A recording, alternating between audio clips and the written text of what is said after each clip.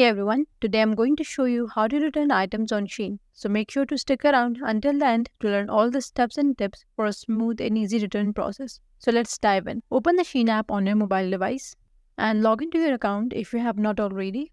And you will land on this homepage. Now at the top left corner, you will find this icon. Click on it and you will land on screen like this. From here, navigate to the orders. Find the item containing the item you want to return. Tap on the order to open the details. In the order details, locate the item you want to return and then tap on return. Tap on return next to the item. Now choose the reason for your return from the list provided. You may also need to enter additional details or upload photos if required. And after selecting the reason, click on Submit Return Request and you will receive a confirmation and instructions on how to proceed.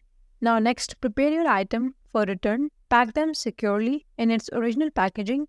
After that, print out the return label provided in the confirmation email or available in your SHEIN account. Drop off your returned package at a designated shipping carrier or SHEIN's return center. And once your return is processed, you will receive a refund to your original payment method or store credit, depending on your choice. And that's all for today's video. Leave a comment and let us know if this is helpful. Thanks for watching.